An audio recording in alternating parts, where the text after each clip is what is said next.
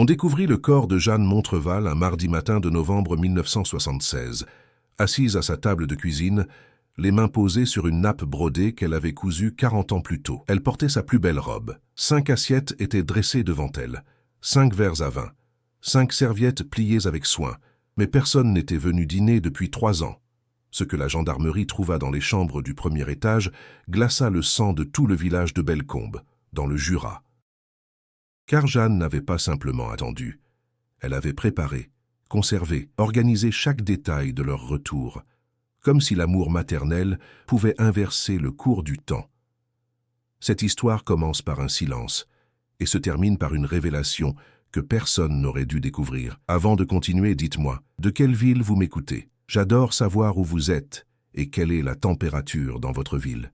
Le froid de novembre 1973 s'infiltrait par les interstices de la grande maison Montreval comme une menace qu'on aurait oublié de verrouiller. Les volets de bois peint claquaient contre la pierre calcaire et dans la cuisine, Jeanne écoutait ce bruit familier en épluchant des pommes de terre. Ses mains bougeaient avec cette précision mécanique que donnent 40 années de gestes identiques. Dehors, le brouillard noyait les sapins et transformait Bellecombe en un village fantôme. Elle avait 58 ans, des cheveux gris soigneusement attachés en chignon, des rides qui creusaient son visage comme des chemins abandonnés, une robe en laine grise boutonnée jusqu'au col.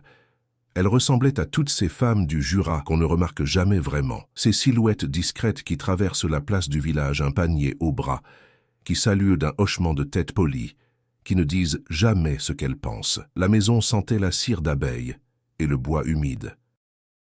Un parfum d'enfermement. Dans le salon, l'horloge comptoise égrenait les secondes avec cette régularité insupportable qui finit par ressembler à un compte à rebours. Jeanne avait allumé le poêle à bois dès l'aube.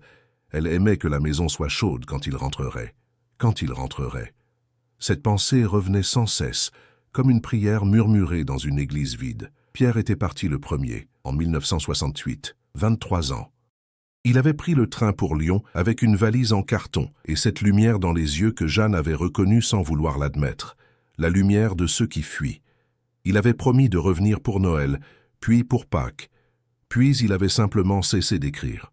Les lettres s'étaient espacées comme une respiration qui s'éteint. D'abord une par semaine, puis une par mois, puis plus rien. Jeanne avait continué de mettre son couvert. Marie-Claude était partie en 1970, 20 ans. Elle avait rencontré un représentant de commerce à la foire de Morez, un homme aux dents trop blanches qui portait des costumes synthétiques et parlait de Paris comme d'un paradis. Marie-Claude était montée dans sa Peugeot 204 bleue un dimanche d'avril, et Jeanne ne l'avait plus revue. Elle recevait parfois des cartes postales, la Tour Eiffel, le Sacré-Cœur, des mots brefs et joyeux qui ne disaient de rien. « Je vais bien, je pense à toi. Bisous. » Jamais d'adresse de retour. Jeanne continuait de laver ses draps chaque semaine. Alain était parti en 1971, 18 ans à peine. Il avait fui après une dispute avec son père, quelques mois avant que Georges ne meure d'un infarctus dans l'étable. Alain était monté à Paris, lui aussi, attiré par les promesses de mai 68, les discours sur la liberté, la révolution, la jeunesse éternelle. Il avait téléphoné 3 fois la première année, puis 2 fois, puis jamais. Jeanne rangeait encore ses vêtements dans l'armoire. Il n'était pas venu pour l'enterrement de Georges. Jeanne avait attendu sur le parvis de l'église Saint-Maurice, scrutant chaque voiture qui passait sur la route départementale. Le cercueil était descendu en terre sans eux. Elle était rentrée seule dans cette maison trop grande, avait préparé le repas de funérailles pour 5 personnes et avait mangé debout dans la cuisine en silence, les yeux secs. Elle n'avait pas pleuré. Pas encore. Ce soir-là, en novembre 1973, Jeanne monta l'escalier de bois qui grinçait à chaque marche. Ses pas résonnaient dans le vide. Au premier étage, le couloir sentait la naphtaline et le temps immobile. Elle s'arrêta devant la première porte, celle de Pierre, et l'ouvrit avec cette délicatesse qu'on réserve aux choses sacrées. La chambre était exactement comme il l'avait laissée. Le lit était fait, les draps tirés au carré. Sur l'étagère, ses livres d'école s'alignaient dans l'ordre. Français, mathématiques, histoire. Son manuel de géographie était ouvert à la page de la vallée du Rhône, là où il s'était arrêté la veille de son départ. Sur le bureau, Jeanne avait posé son stylo plume préféré, celui avec le capuchon en nacre, à côté d'un cahier neuf qu'elle avait acheté à la papeterie. Au cas où il voudrait écrire, elle s'assit sur le bord du matelas et caressa la couverture de laine. Le tissu était froid sous ses doigts. Elle ferma les yeux et essaya de retrouver l'odeur de son fils, cette odeur de savon et de terre qu'il rapportait des champs. Mais il ne restait rien, juste le vide qui sent la poussière et l'absence. Jeanne se leva et passa à la chambre suivante. Celle de Marie-Claude était rose et blanche. Des rideaux en dentelle filtrèrent la lumière grise de novembre. Sur la coiffeuse, Jeanne avait disposé les produits de beauté que sa fille aimait. Un flacon de parfum Soir de Paris, un bâton de rouge à lèvres Lancôme, une brosse à cheveux en écaille. Elle achetait ces produits chaque mois à la pharmacie de Morez. Madame Perrin, la pharmacienne, ne posait plus de questions. Elle emballait les articles dans du papier de soie avec un sourire triste et murmurait « Courage, Jeanne ». Le lit de Marie-Claude était fait avec des draps brodés de violettes. Sur l'oreiller, Jeanne avait posé la chemise de nuit préférée de sa fille, en coton blanc avec des rubans bleus. Elle la lavait et la repassait régulièrement. Elle devait rester propre. Elle devait sentir la lessive et le soleil. Pour le jour où Marie-Claude pousserait la porte et dirait « Maman, je suis rentrée ». Jeanne ouvrit l'armoire. Les robes étaient suspendues sur des cintres, protégées par des housses en tissu. Elle passa la main sur chacune d'elles, vérifia qu'aucun pli ne s'était formé, qu'aucune mite n'avait attaqué le tissu. Tout devait être parfait. Tout devait être prêt. La chambre d'Alain sentait le tabac froid. Son fils fumait des gauloises en cachette, persuadé que Jeanne ne le savait pas. Elle avait trouvé les mégots dans le jardin derrière le poulailler. Elle n'avait rien dit. Les parents ne disent jamais tout ce qu'ils savent. Sur son bureau, Jeanne avait disposé ses disques de Léo Ferré et de Georges Brassens. Sa guitare était appuyée contre le mur, les cordes légèrement détendues. Elle n'osait pas y toucher. Elle ne savait pas accorder une guitare. Sur le lit, elle avait étalé ses vêtements préférés, son jean délavé, son pull à col roulé noir, sa veste en velours côtelé. Elle les avait lavés, repassés, pliés avec soin. Ils attendaient sur le couvre-lit, disposés comme si Alain venait de les quitter, comme s'il allait revenir dans 5 minutes en sifflotant, les cheveux trop longs, le sourire en coin. Jeanne redescendit lentement l'escalier. Dans la cuisine, elle se mit à préparer le dîner. Du poulet rôti, des pommes de terre sautées au beurre, des haricots verts du jardin qu'elle avait mis en conserve à l'automne. Elle dressa la table avec la nappe brodée, celle du dimanche. 5 assiettes, 5 verres. 5 serviettes.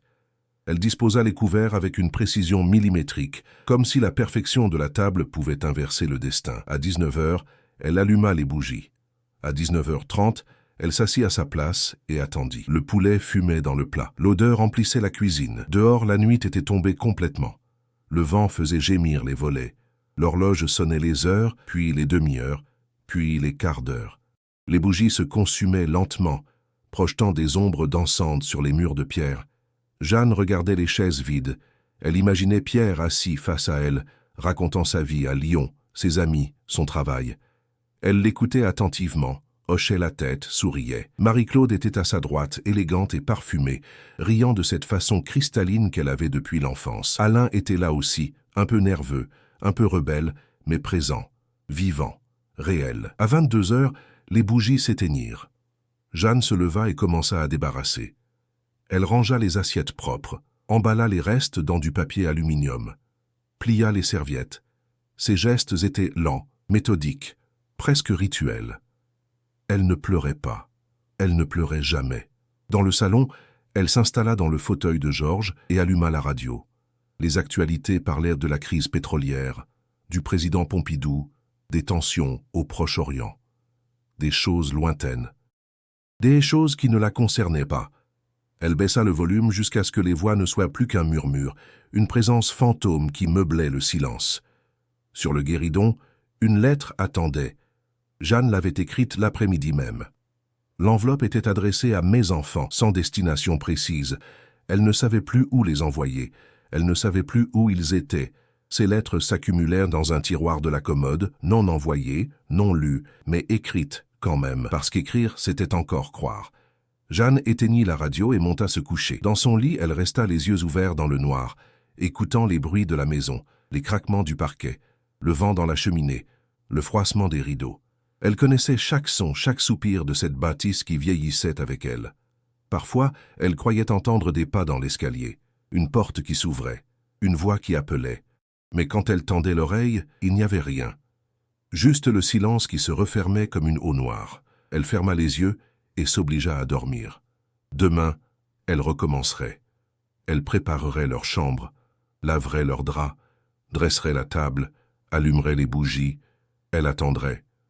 Encore. Toujours. Parce qu'une mère n'abandonne jamais. Même quand ses enfants, eux, l'ont déjà fait. Mais ce que Jeanne ignorait encore, c'est que dans le village, on commençait à parler, à chuchoter, à s'inquiéter. Et quand le facteur, M. Dumont, monta pour la première fois au premier étage de la maison Montreval, ce qu'il découvrit le figea sur place. Car Jeanne n'avait pas seulement préservé les chambres, elle avait créé quelque chose d'autre, quelque chose qui dépassait l'amour maternel, quelque chose de bien plus sombre. L'hiver 1974 s'abattit sur Bellecombe avec une violence inhabituelle. La neige recouvrit les toits d'ardoise, étouffa les chemins, transforma le village en un royaume blanc et silencieux. Les sapins ployaient sous le poids de la glace. Les ruelles se vidaient dès 16 heures, quand le soleil disparaissait derrière les montagnes du Jura. Dans cette obscurité précoce, les maisons s'illuminaient une à une, et derrière chaque fenêtre, on devinait des familles réunies autour du poêle, des enfants qui riaient, des voix qui se mêlaient. Toutes les fenêtres, sauf celle de la maison Montreval. Chez Jeanne, les lumières brûlaient tard dans la nuit, mais personne ne riait, personne ne parlait. Il n'y avait que cette silhouette grise qui se déplaçait d'une pièce à l'autre, méthodique, obstinée, comme une âme en peine condamnée à répéter les mêmes gestes pour l'éternité. Monsieur Dumont, le facteur, connaissait chaque maison de Bellecombe. Il connaissait les secrets que trahissaient les enveloppes, les joies annoncées par les faire-part, les drames révélés par les lettres administratives bordées de noir. Depuis 30 ans qu'il faisait sa tournée, il avait appris à lire entre les lignes du courrier, à deviner les vies derrière les boîtes aux lettres, et depuis 5 ans, la boîte aux lettres des Montreval l'inquiétait. Au début, il y avait eu des lettres, beaucoup de lettres. Jeanne écrivait à ses enfants chaque semaine, parfois plusieurs fois par semaine. Des enveloppes écrites d'une écriture soignée, appliquée, comme on écrivait autrefois à l'école des sœurs. Monsieur Dumont les prenait, les tamponnait, les envoyait vers Lyon, vers Paris, vers ces adresses qui changeaient régulièrement. Puis les lettres revenaient. N'habite plus à l'adresse indiquée. Destinataire inconnu. Retour à l'envoyeur. Jeanne ne disait rien. Elle prenait les lettres revenues, les regardait longuement, puis rentrait chez elle. Et le lendemain, elle en écrivait de nouvelles. Mais depuis quelques mois, quelque chose avait changé. Les lettres ne partaient plus. Elles s'accumulaient sur le guéridon de l'entrée, empilées avec soin, comme des objets précieux qu'on n'ose pas abîmer. Monsieur Dumont les avait aperçus un jour où Jeanne avait laissé la porte entr'ouverte pour faire entrer le chat. Des dizaines de lettres, peut-être une centaine, toutes adressées à mes enfants, mais sans destination, sans timbre, sans espoir d'arriver quelque part. Ce matin de février 1974, Monsieur Dumont remontait l'allée de gravier vers la maison Montreval. La neige craquait sous ses bottes. Son souffle formait des nuages blancs dans l'air glacé. Il avait un recommandé pour Jeanne, une lettre de la banque qui nécessitait une signature. Il frappa à la porte, attendit. Frappa encore. Rien. Il contourna la maison et aperçut Jeanne dans le jardin, immobile près du poulailler. Elle portait son manteau noir et un foulard noué sous le menton.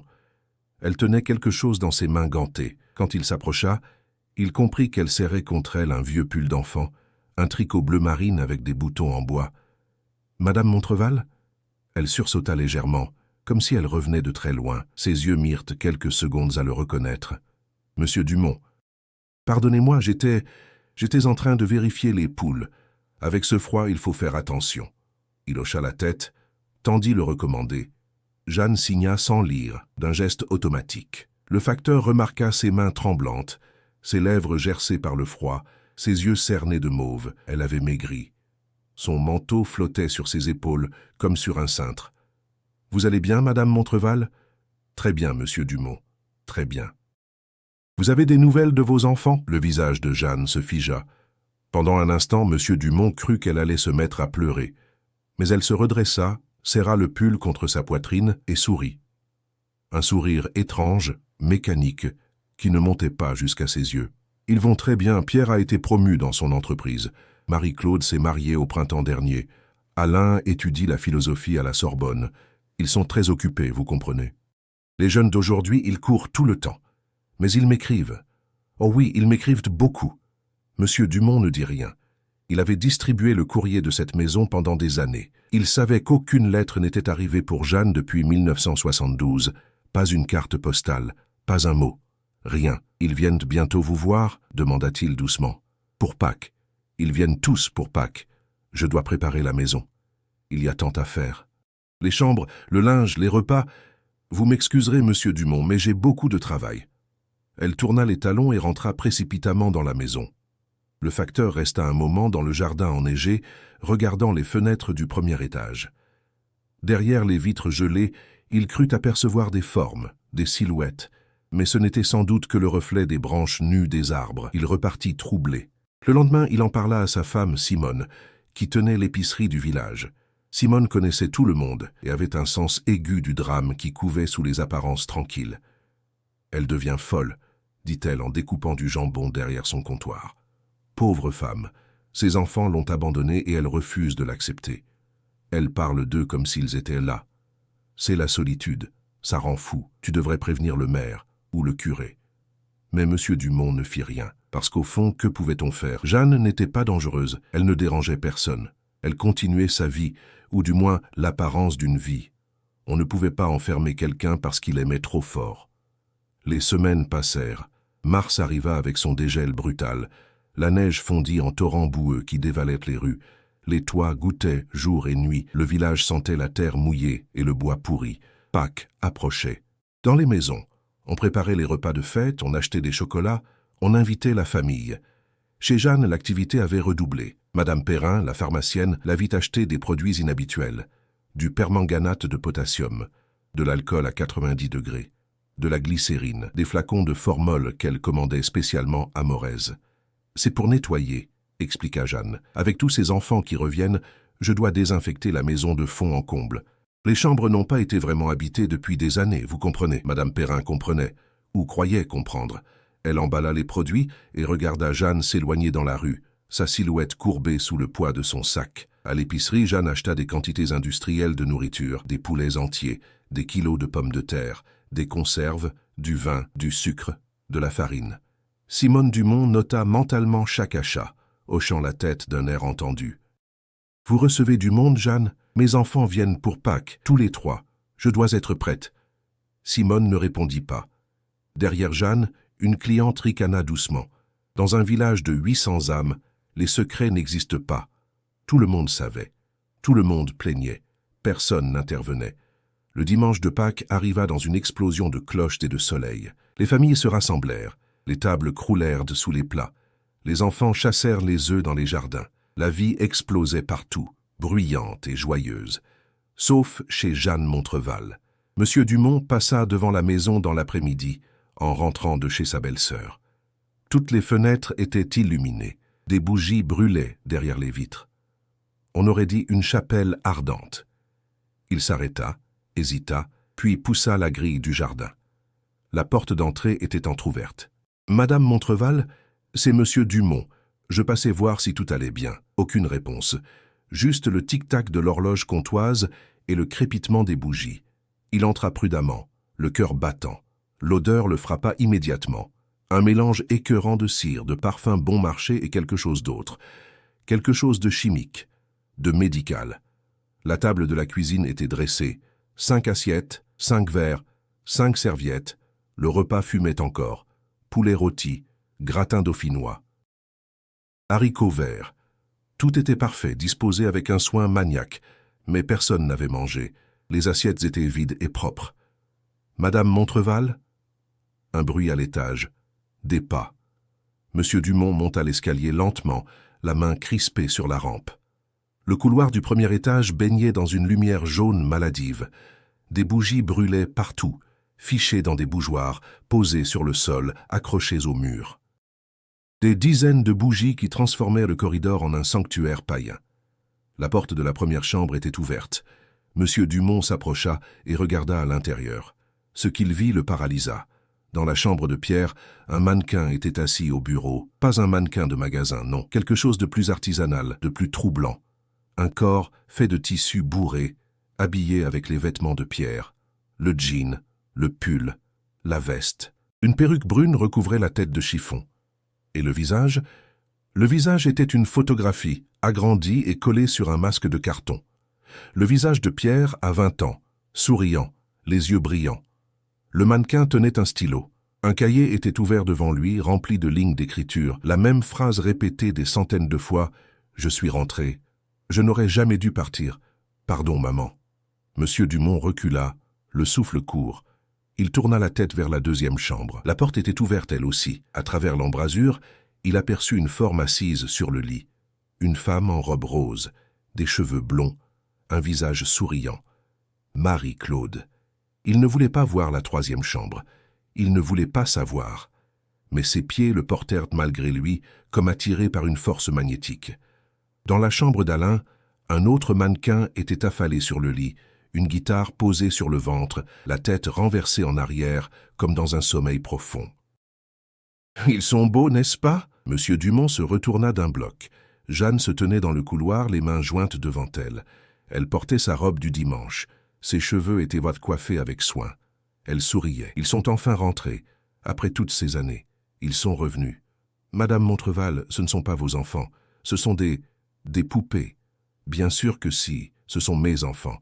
Regardez-les, Pierre est là, à son bureau. Il étudie. » Marie-Claude s'est reposée dans sa chambre. Alain fait de la musique. Ils sont là, ils sont tous là. Monsieur Dumont sentit la nausée monter. L'odeur chimique était plus forte à l'étage. Il reconnut maintenant le formol. Les produits de conservation. Jeanne avait traité les tissus, les vêtements, tout comme si elle préparait des corps pour l'éternité. « Vous devriez descendre, Madame Montreval. Venez, on va prendre un thé. »« Oh non, je ne peux pas. Je dois servir le dîner. Ils m'attendent. » Vous comprenez, ils ont faim après ce long voyage. Elle passa devant lui et entra dans la chambre de Pierre.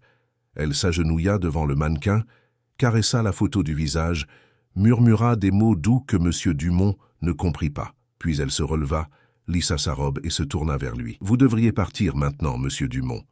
C'est un moment en famille. Je suis sûr que vous comprenez. » Il recula vers l'escalier, incapable de détacher son regard de cette femme qui souriait au milieu de ses fantômes de tissu et de papier.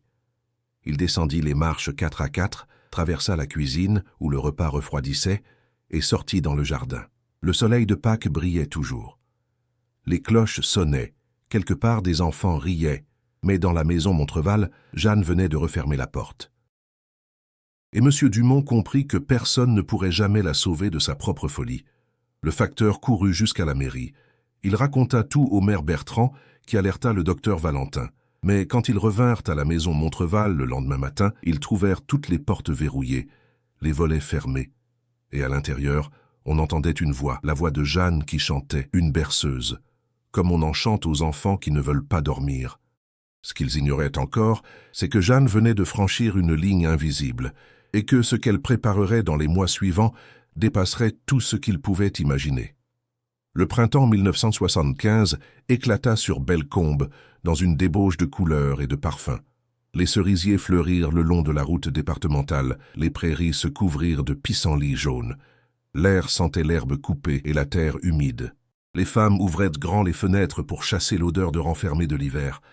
Les hommes retournaient aux champs, la vie reprenait ses droits, bruyante et obstinée, mais la maison Montreval restait fermée comme un tombeau. Depuis l'incident de Pâques, le village entier parlait de Jeanne. Dans les files d'attente à l'épicerie, sur les bancs devant l'église, à la sortie de la messe, on chuchotait. Certains la plaignaient, d'autres ricanent. Quelques-uns murmuraient qu'elle avait toujours été étrange, qu'on aurait dû s'en douter que la solitude rendait les femmes folles. Le docteur Valentin avait tenté d'intervenir. Il était venu frapper à la porte 3 fois en 2 semaines. Jeanne lui avait parlé à travers les volets fermés, d'une voix polie mais ferme. « Je vais très bien, docteur. Je vous remercie de votre sollicitude, mais je n'ai besoin de rien. Mes enfants sont avec moi maintenant. Nous allons très bien. Madame Montreval, je dois vous examiner. Laissez-moi entrer, s'il vous plaît. »« C'est impossible. Les enfants dorment. Je ne peux pas les déranger. Revenez une autre fois. » Elle ne revenait jamais une autre fois. Le maire Bertrand avait envisagé une hospitalisation d'office, mais l'avocat du canton l'en avait dissuadé. Jeanne ne représentait aucun danger. Elle payait ses factures. Elle ne troublait pas l'ordre public. On ne pouvait pas interner quelqu'un simplement parce qu'elle vivait seule et parlait à des mannequins. Ce serait un scandale. Et puis, quelle famille voudrait s'occuper d'elle? Ses enfants avaient disparu, elle n'avait plus personne. Alors, on la laissa tranquille. On la laissa avec ses fantômes.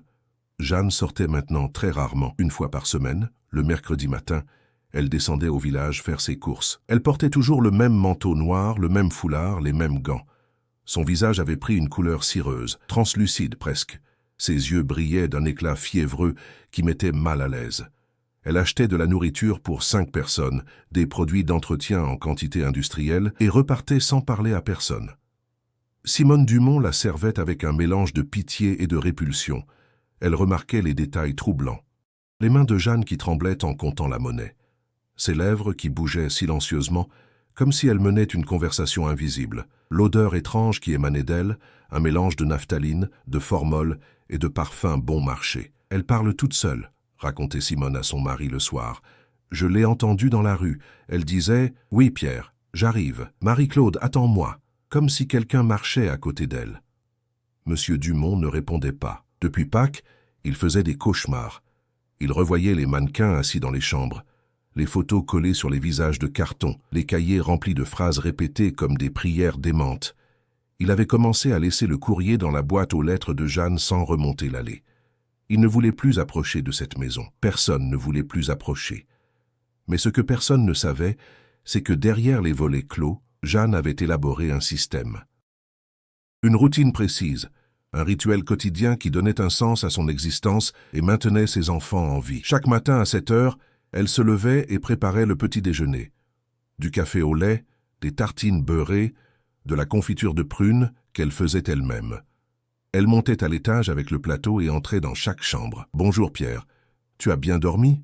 Tiens, j'ai fait ton café comme tu l'aimes. » Elle posait la tasse devant le mannequin, assis au bureau. Attendait quelques secondes, comme si elle écoutait une réponse. Puis souriait et hochait la tête. « Oui, il fait beau aujourd'hui. Tu devrais aller te promener dans le jardin après le petit déjeuner. » Elle passait à la chambre de Marie-Claude. Le mannequin était allongé sur le lit, vêtu d'une chemise de nuit en coton blanc. Jeanne le redressait doucement, calait des oreillers derrière son dos. « Ma chérie, il faut te lever. Tu vas être en retard. Allez, bois ton café avant qu'il refroidisse. » Dans la chambre d'Alain, elle retrouvait le mannequin affalé sur la guitare. Elle le repositionnait, arrangeait ses cheveux de laine, ajustait son pull. « Mon grand, tu as encore joué toute la nuit. Il faut que tu dormes. Tu vas tomber malade. » Puis elle redescendait et vaquait aux tâches ménagères. Elle lavait le linge, repassait les vêtements, cirait les meubles, astiquait l'argenterie. La maison brillait d'une propreté maladive, obsessionnelle. Pas un grain de poussière, pas une tache. Tout devait être parfait. Ses enfants méritaient la perfection. L'après-midi, elle s'asseyait dans le salon et lisait à haute voix. Des romans, des journaux, des magazines féminins. Elle lisait pour eux, comme elle le faisait quand ils étaient petits. Sa voix résonnait dans la maison vide, claire et posée comme celle d'une institutrice. « Pierre, écoute ce passage. Je suis sûre qu'il va t'intéresser. » Elle tournait les pages, hochait la tête, souriait à des remarques imaginaires. À 18 heures, elle préparait le dîner. Toujours pour 5, toujours avec soin. Elle mettait la table, allumait les bougies et montait chercher ses enfants. Un par un, elle les descendait. Les mannequins étaient lourds, encombrants. Jeanne avait 59 ans et ses forces déclinaient, mais chaque soir avec une détermination terrible. Elle transportait Pierre jusqu'à la cuisine, l'installait sur sa chaise, ajustait sa position pour qu'il ait l'air vivant. Puis Marie-Claude, puis Alain. Elle les asseyait autour de la table, disposait les assiettes devant eux, remplissait les verres de vin. Et elle parlait. Elle parlait pendant des heures. Elle racontait sa journée, posait des questions, inventait des réponses, riait à des plaisanteries que personne n'avait faites. Parfois, elle se disputait avec eux, surtout avec Alain, qui avait toujours été rebelle. « Ne me parle pas sur ce ton, jeune homme. Tu m'entends? Je suis encore ta mère. » Elle pointait sa fourchette vers le mannequin immobile, les yeux brillants de colère. Puis elle se calmait, secouait la tête, murmurait des excuses. « Pardon, mon chéri. Je suis fatiguée. C'est cette chaleur. Elle me rend nerveuse. » Les repas duraient jusqu'à 22 heures. Quand Jeanne avait fini de manger, elle débarrassait, lavait les assiettes, rangeait. Puis elle remontait les mannequins un par un dans leur chambre, les déshabillait, les mettait en pyjama, les couchait dans leur lit. Elle leur racontait une histoire, toujours la même, l'histoire des 3 enfants perdus dans la forêt qui retrouvaient leur chemin grâce aux étoiles. Elle chantait une berceuse, embrassait leur front de tissu, éteignait la lumière. Bonne nuit, mes amours. Dormez bien. Demain est un autre jour. Puis elle se couchait, épuisée, le corps douloureux, mais le cœur en paix. Ses enfants étaient là, sous son toit, en sécurité. Elle les avait nourris, aimés, protégés. Elle avait rempli son rôle de mère. Les mois passèrent ainsi. L'été arriva, torride et sec. Les champs jaunirent. Les routes craquèrent sous la chaleur. Dans la maison Montreval, les volets restaient fermés. Les pièces baignaient dans une pénombre étouffante. L'odeur de formol devenait de plus en plus forte. Jeanne avait dû retraiter les mannequins à plusieurs reprises. Les tissus se détérioraient. Les photos se décollaient. Elle passait des heures à les réparer, les recoudre, les rafistoler avec une patience infinie. Un soir de juillet, alors qu'elle cousait un bouton sur la chemise de Pierre, elle entendit un bruit au rez-de-chaussée. Un craquement. Un pas lourd. Elle descendit lentement l'escalier, le cœur battant. Dans la cuisine, une silhouette se découpait contre la fenêtre. Un homme, grand, large d'épaules. « Qui est là ?» demanda-t-elle d'une voix tremblante. L'homme se retourna. C'était Marcel Favre, le menuisier du village. 50 ans, veuf depuis 10 ans, une bonne réputation. Il tenait son béret dans ses mains, l'air embarrassé. « Pardon, Madame Montreval, je ne voulais pas vous effrayer. J'ai frappé, mais vous n'avez pas répondu. Alors j'ai poussé la porte. Elle était ouverte. Jeanne réalisa qu'elle avait dû oublier de la fermer en rentrant du jardin. Une erreur. Une faille dans le système. Cela ne devait pas arriver. Que voulez-vous, Monsieur Favre? Je voulais juste m'assurer que tout allait bien. On ne vous voit plus au village. Les gens s'inquiètent. Tout va très bien. Mes enfants sont là. Nous allons très bien. Marcel Favre jeta un coup d'œil vers l'escalier. Il avait entendu les rumeurs. Il savait ce que M. Dumont avait vu. Mais voir de ses propres yeux, c'était différent. Vos enfants sont là, vraiment? Oui, ils dorment à l'étage. Vous comprenez, avec cette chaleur, ils sont fatigués. Je pourrais les voir. Ça fait longtemps que je n'ai pas vu Pierre. On jouait au football ensemble quand on était jeunes. Le visage de Jeanne se ferma. Ses mains se crispèrent sur sa robe. Non, impossible, ils dorment. Je ne veux pas les déranger. Madame Montreval, partez, partez maintenant. Sa voix avait pris une tonalité dangereuse. Marcel Favre recula instinctivement. Dans les yeux de Jeanne brillait quelque chose de sauvage, de désespéré. Il comprit qu'insister serait une erreur. « D'accord, je m'en vais, mais si vous avez besoin de quoi que ce soit, n'hésitez pas à me faire signe. » Il sortit rapidement et referma la porte derrière lui. Jeanne resta immobile dans la cuisine obscure, tremblant de tous ses membres. Elle écouta les pas de Marcel s'éloigner sur le gravier, attendit que le silence revienne, puis elle monta l'escalier et entra dans la chambre de Pierre. Le mannequin était assis au bureau, le stylo à la main, le visage tourné vers elle. Dans la lumière jaune de la bougie, il semblait presque vivant. « Ne t'inquiète pas, mon chéri, » murmura-t-elle. « Je ne les laisserai pas t'emmener. Plus jamais. Tu es chez toi maintenant.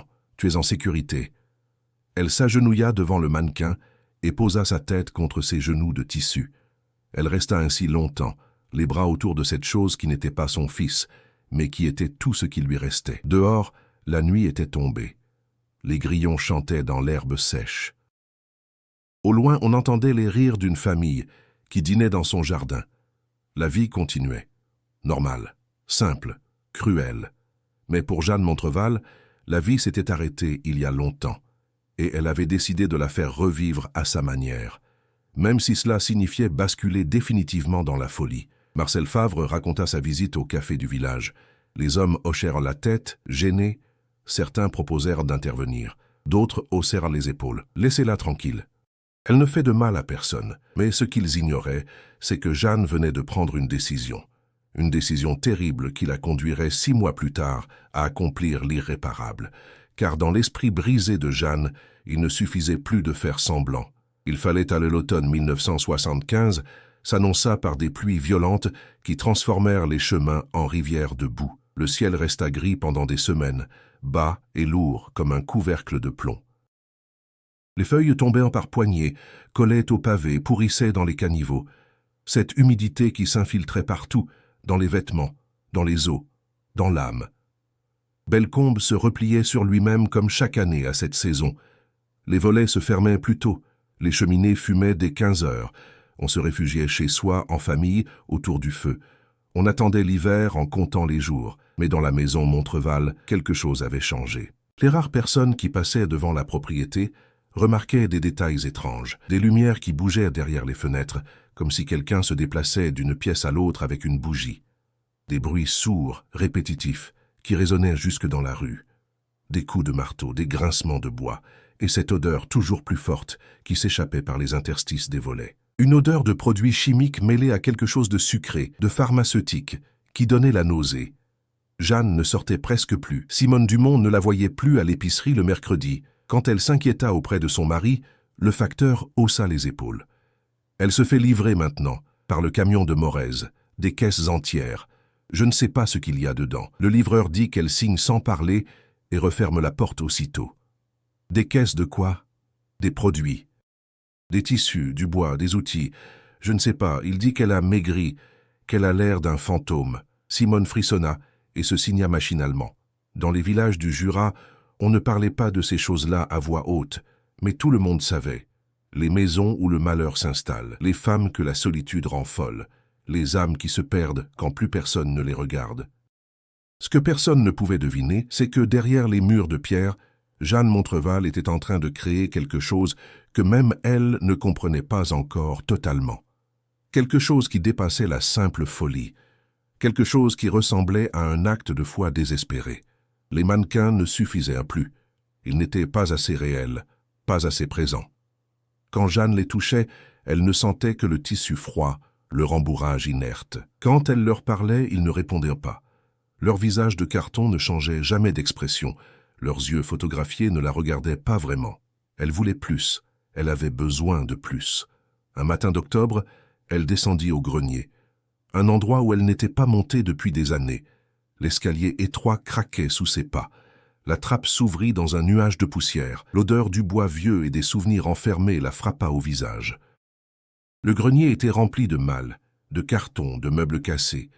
Toute l'histoire de la famille Montreval dormait là, abandonnée dans la pénombre. Jeanne alluma une bougie et commença à fouiller. Elle trouva d'abord les vêtements d'enfance, les petites chemises de Pierre, les robes à smock de Marie-Claude, les salopettes d'Alain. Elle les sortit un par un, les porta à son visage, cherchant une odeur qui n'existait plus. Puis, elle découvrit les jouets, un train en bois, une poupée en porcelaine au visage fêlé, des soldats de plomb, des cahiers d'écoliers remplis d'exercices appliqués. Et tout au fond, sous une bâche grise, elle trouva les photographies, des centaines de photographies, toute leur enfance, leur adolescence, leur vie d'avant. Pierre à 6 ans tenant un poisson au bout d'une ligne, Marie-Claude à 8 ans, couronnée de fleurs des champs, Alain à 12 ans, couvert de boue après un match de football, les trois ensemble devant le sapin de Noël. Les trois sur la plage de Biarritz, l'été de leurs 15, 13 et 10 ans. Jeanne s'assit sur le plancher poussiéreux et regarda chaque photo pendant des heures. Elle les touchait du bout des doigts comme des reliques sacrées. Ces visages d'enfants qui riaient, qui vivaient, qui l'aimaient encore. Ces visages d'avant la fuite, d'avant l'abandon, d'avant le silence. C'est à ce moment-là que l'idée germa. Elle descendit du grenier avec les caisses de photographies et les vêtements d'enfance. Elle les étala dans le salon autour d'elle et commença à trier, à sélectionner, à organiser. Les jours suivants, elle transforma la maison. Dans le salon, elle créa un mur entier de photographies, des centaines d'images épinglées, collées, superposées, créant une mosaïque obsessionnelle de visages et de moments. Pierre qui court, Marie-Claude qui danse, Alain qui chante, les trois ensemble, toujours souriants, toujours vivants. Elle accrocha les vêtements d'enfance sur des cintres le long des murs du couloir, les petites chemises, les robes, les pulls tricotés main, comme les dépouilles de fantômes, comme les peaux que les serpents abandonnent en grandissant. Dans la cuisine, elle disposa les jouets sur les étagères, le train, la poupée, les soldats. Elle les plaça entre les assiettes et les verres, entre les casseroles et les couverts. Partout, la maison devenait un sanctuaire, un musée de l'enfance perdue. Mais ce n'était pas suffisant. Jeanne passa des nuits entières à coudre. Elle confectionnait de nouveaux mannequins, plus petits cette fois, Des mannequins d'enfants. Elle utilisait les vêtements retrouvés au grenier, les bourrées de paille et de chiffon, créait des têtes avec du tissu et des perruques faites de laine. Elle collait des photos sur des masques de carton plus petits, les visages de ses enfants à 6, 8, 10 ans. Elle installa ses nouveaux mannequins partout dans la maison. Un Pierre de 8 ans assis sur le canapé du salon, un livre d'images sur les genoux, une Marie-Claude de 6 ans jouant avec sa poupée dans un coin de la cuisine. Un Alain de 10 ans accroupi dans l'entrée, attachant les lacets de ses chaussures miniatures. La maison se peupla de fantômes à différents âges, comme si le temps s'était fragmenté, comme si tous les moments de leur vie coexistaient simultanément dans cet espace clos. Jeanne circulait entre eux, leur parlait, les nourrissait de paroles et d'attention. Elle préparait des repas différents selon l'âge des mannequins, de la purée et des compotes pour les plus petits, des tartines pour les moyens, des plats élaborés pour les grands. Elle servait tout le monde, matin, midi et soir. « Pierre, mon chéri, finis ta soupe. Tu ne grandiras jamais si tu ne manges pas. » « Marie-Claude, ne joue pas avec ta nourriture. Une jeune fille bien élevée ne fait pas ça. Alain va te laver les mains avant de passer à table. » Elle montait et descendait les escaliers des dizaines de fois par jour, transportant les mannequins d'une pièce à l'autre, selon un emploi du temps mental que seule elle comprenait. Les enfants devaient aller à l'école, puis rentrer pour le déjeuner, puis retourner en classe, puis revenir pour le goûter, puis faire leurs devoirs, puis dîner, puis se coucher. La routine, la normalité, la vie, sa vie à elle. La seule qu'elle pouvait encore contrôler. Un soir de novembre, alors qu'elle mettait au lit le Pierre de 8 ans, elle s'effondra. La fatigue, l'épuisement, le poids de cette illusion qu'elle maintenait à bout de bras depuis des mois. Elle tomba à genoux à côté du petit lit, les mains crispées sur les draps, et pour la première fois depuis des années, elle pleura. Elle pleura si fort que son corps entier tremblait. Elle pleura jusqu'à ce que sa gorge soit à vif. Elle pleura pour ses enfants qui n'étaient plus là, pour son mari mort seul dans une étable, pour elle-même, condamnée à cette maison trop grande remplie de silence et de tissu. « Pourquoi ?» gémit-elle dans le noir. « Pourquoi vous m'avez abandonnée? Qu'est-ce que j'ai fait de mal? Je vous aimais. Je vous ai tout donné. Tout. Et vous êtes parti. Vous êtes parti, et vous ne m'avez même pas dit au revoir. » Le mannequin ne répondit pas. Il fixait le plafond de ses yeux de photographie, immobile, indifférent, mort. Jeanne se releva lentement. Elle essuya ses larmes du revers de la main, se redressa, respira profondément. « Non, » murmura-t-elle, « non. Vous êtes là, vous êtes tous là. Je vous vois, je vous entends. Vous êtes réel. » Elle descendit dans la cave, un endroit humide qui sentait la pierre froide et le salpêtre. Elle fouilla dans les étagères et trouva ce qu'elle cherchait, des bocaux vides. Des grandes jarres en verre que sa mère utilisait autrefois pour les conserves. Elle les remonta à la cuisine, les lava soigneusement, les sécha, puis elle prit des ciseaux et commença à découper. Elle découpa des mèches de cheveux dans les perruques des mannequins, les déposa dans les bocaux. Elle découpa des morceaux de tissu dans leurs vêtements, les ajouta aux bocaux. Elle prit des photos et les déchira en petits morceaux, les fit tomber dans les bocaux comme des confettis. Puis elle versa du formol, remplit chaque bocal jusqu'au bord, vissa les couvercles, étiqueta chacun d'eux avec soin. Pierre, cheveux, 1963. Marie-Claude, robe bleue, 1965. Alain, photographie scolaire, 1967. Elle aligna les bocaux sur les étagères de sa chambre. Des dizaines de bocaux, comme des échantillons de laboratoire, comme des pièces à conviction, comme des reliques. Chaque soir, avant de se coucher, elle les contemplait. Elle passait ses doigts sur le verre froid. Murmurait des prières sans Dieu, embrassait les étiquettes. Vous êtes là, vous êtes avec moi, pour toujours. Les semaines passèrent. Décembre arriva avec son cortège de neige et de vent glacial. Les rues de Bellecombe se vidèrent. Les habitants se calfeutrèrent chez eux. On préparait Noël. Les vitrines s'illuminaient, les enfants s'excitaient. La vie grondait partout, sauf chez Jeanne Montreval. Le 24 décembre 1975, elle dressa la table de Noël. Nappes brodées, vaisselle en porcelaine. Verres en cristal. Elle prépara un festin. Chapon farci, marron glacé, bûche au chocolat. Elle alluma toutes les bougies de la maison. Des centaines de bougies qui transformèrent les pièces en chapelles ardentes. Puis, elle installa tous les mannequins autour de la table, les grands, les petits, les adolescents. Tous. 15 mannequins en tout. 15 versions de ses 3 enfants à différents âges. 15 fantômes de tissu qui la fixaient de leurs yeux de carton. Elle s'assit au milieu d'eux et commença à servir. « Pierre, tu reprends du chapon? Marie-Claude, tu veux encore des marrons? Alain, ne mange pas si vite, tu vas t'étouffer. » Elle parlait, riait, chantait, racontait des histoires. Sa voix résonnait dans la maison vide, claire et folle.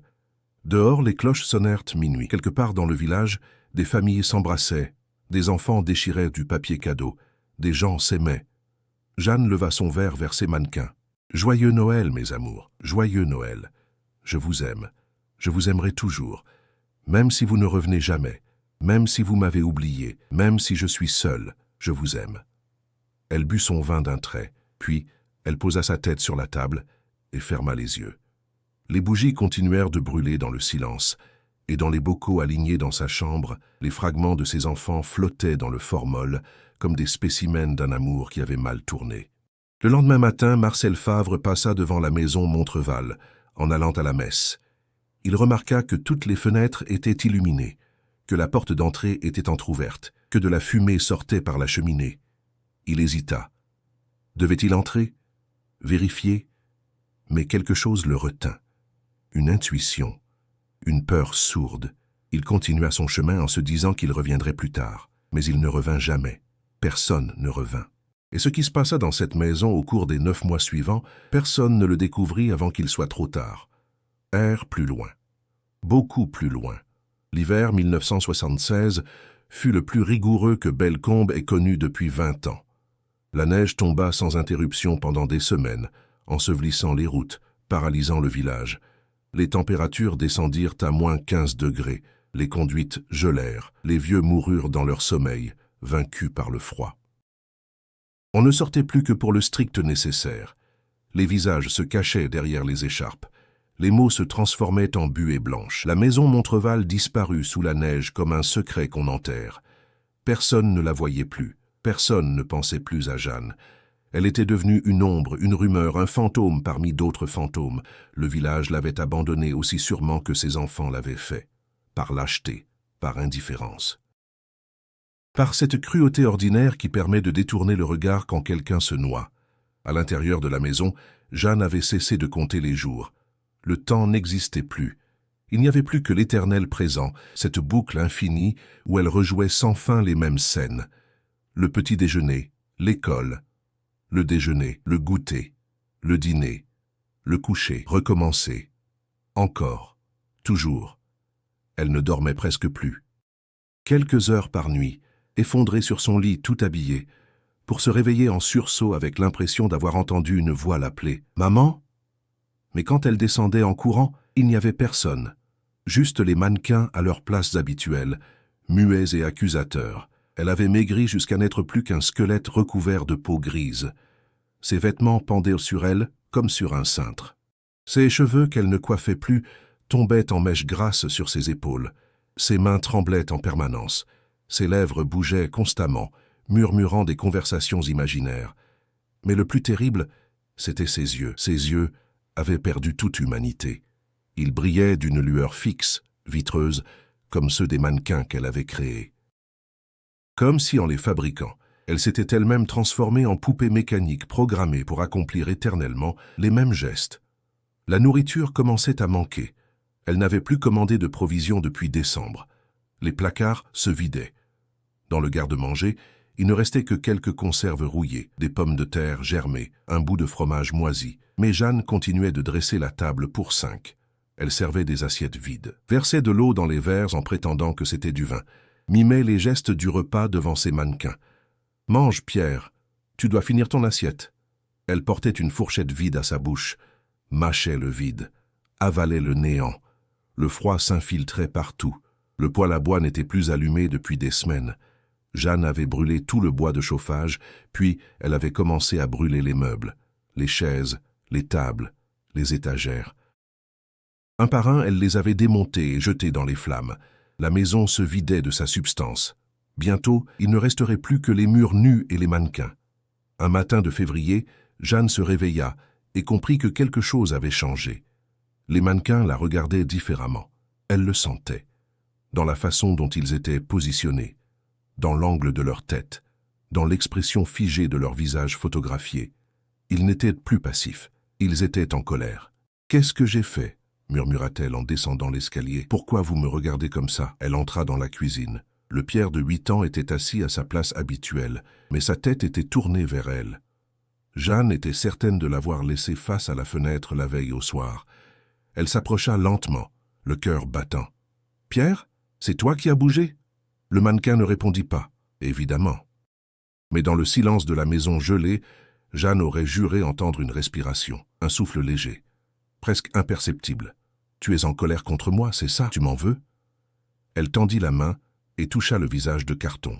Le papier était froid, humide, comme de la chair morte. Elle retira sa main d'un geste brusque. « Pardon, chuchota-t-elle. Je suis désolée. Je fais de mon mieux. Je vous aime. » Vous le savez, n'est-ce pas? Vous savez que je vous aime. Elle passa les jours suivants à essayer de les apaiser. Elle les déplaçait constamment, cherchant la bonne position, le bon angle.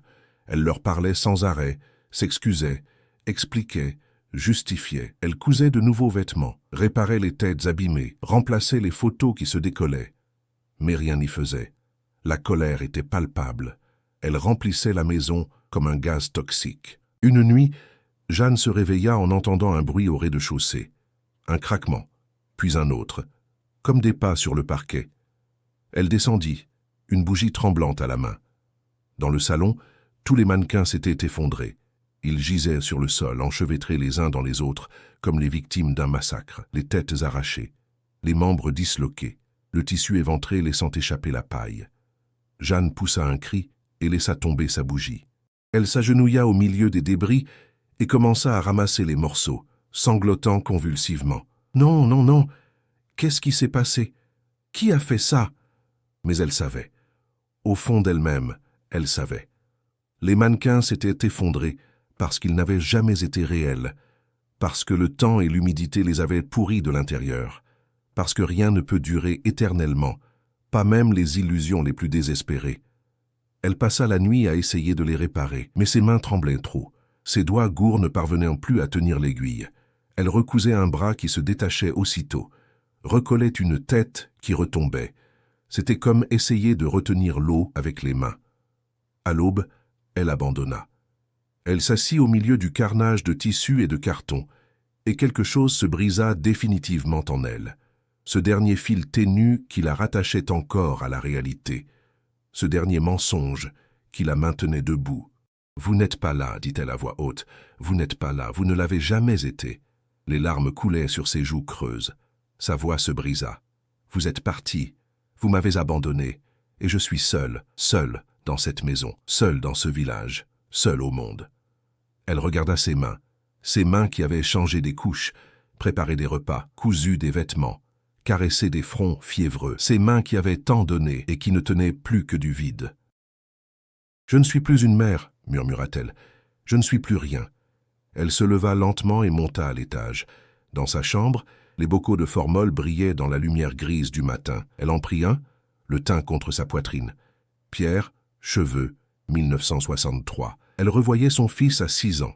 Ses boucles brunes, son rire cristallin, ses petites mains qui attrapèrent les siennes en criant « Maman, regarde !» Elle revoyait tout, chaque instant, chaque sourire, chaque « je t'aime » murmuré avant de dormir. Où tout cela était-il allé? Quand l'amour s'était-il transformé en fuite?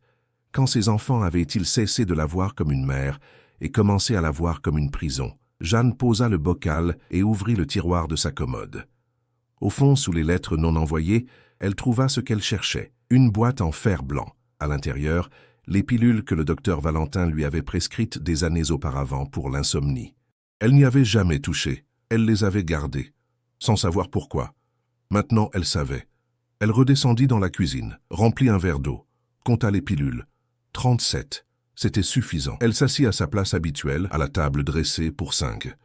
Pour la dernière fois, elle regarda les chaises vides, les assiettes propres, les verres qui attendèrent d'être remplis. « Vous auriez dû revenir, » dit-elle doucement. « Ne serait-ce qu'une fois. Juste pour me dire au revoir. J'aurais compris. J'aurais accepté. Mais vous ne m'avez même pas donné ça. » Elle ouvrit la boîte de pilules. Vous m'avez laissé mourir de solitude. Alors maintenant, je vais mourir pour de vrai. Et peut-être qu'enfin, vous aurez honte. Peut-être qu'enfin, vous comprendrez ce que vous avez fait. » Elle commença à avaler les pilules, une par une, méthodiquement, comme elle faisait tout, avec soin, avec précision. Quand elle eut fini, elle posa ses mains sur la nappe brodée, ferma les yeux et attendit. Le silence de la maison l'enveloppa comme un linceul. Dehors, le vent faisait gémir les volets. La neige continuait de tomber, effaçant les traces, ensevelissant les preuves. Jeanne Montreval pensa à ses enfants une dernière fois, non pas tels qu'ils étaient devenus, ces étrangers qu'il avait oubliés, mais tels qu'ils avaient été, ses bébés, ses amours, sa vie entière. « Je vous ai aimé, » murmura-t-elle. « Plus que tout, plus que moi-même, et ça n'a pas suffi. » Les pilules commencèrent à faire effet, sa vision se troubla, ses membres devinrent lourds, sa respiration ralentit.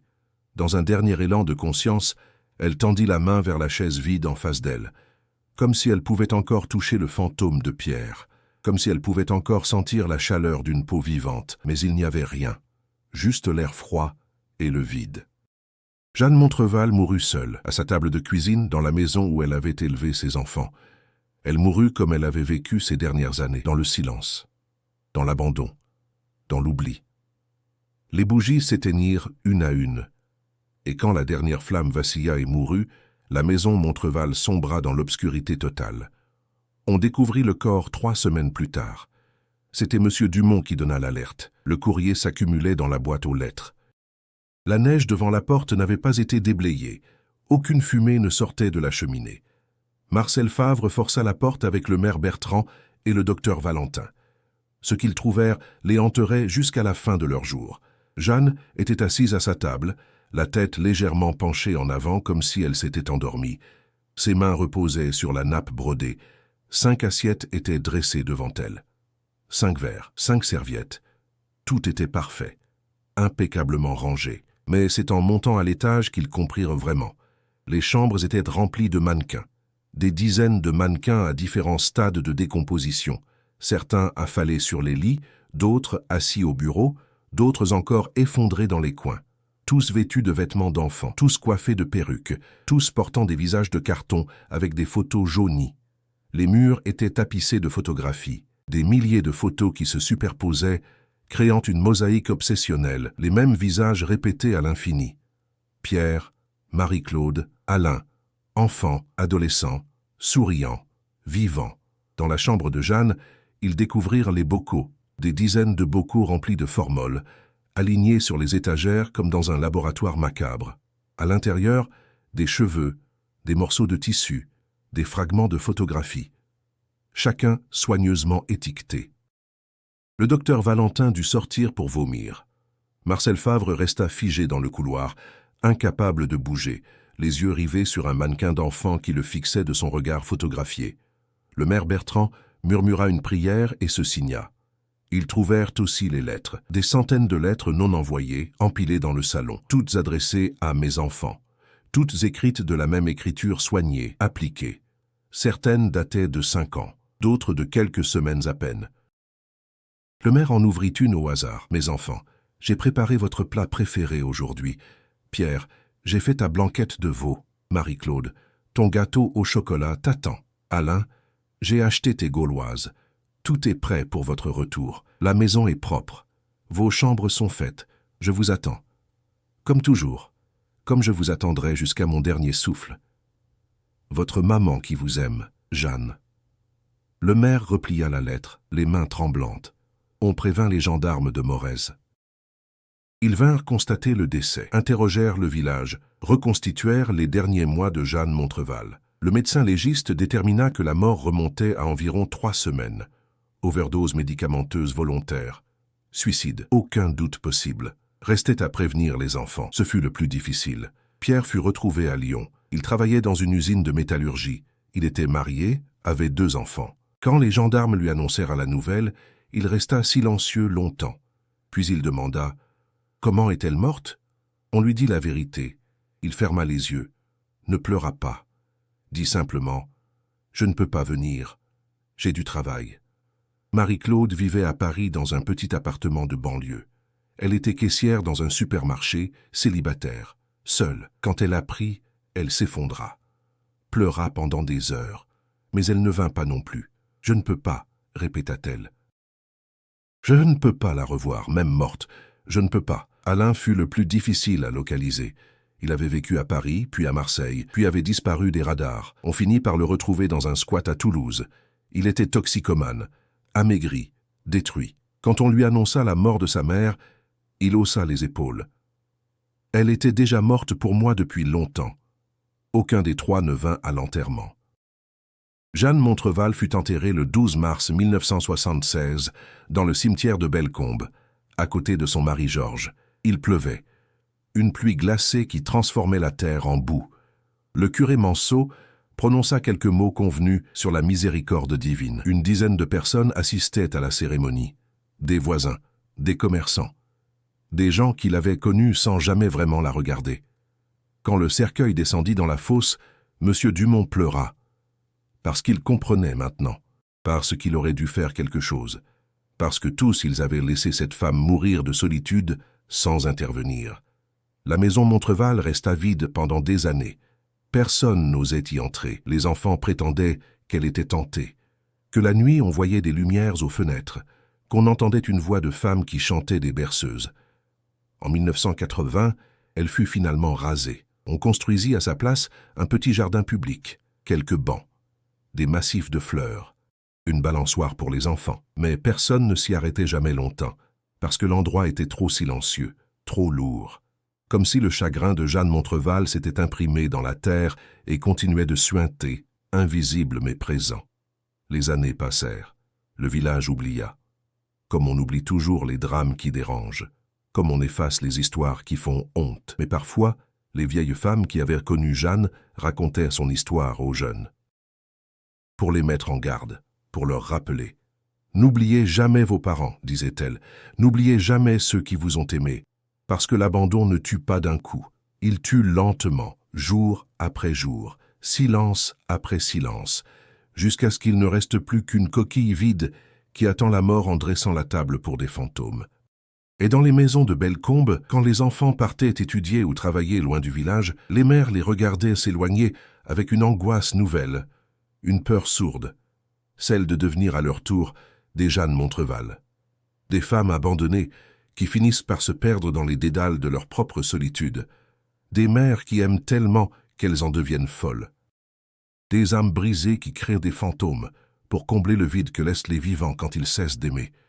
L'histoire de Jeanne Montreval est terminée, mais son écho résonne encore, dans chaque maison trop silencieuse, dans chaque table dressée pour des absents, dans chaque mère qui attend un coup de fil qui ne vient jamais, car l'abandon n'est pas une mort brutale, c'est une lente agonie, une disparition progressive, un effacement silencieux.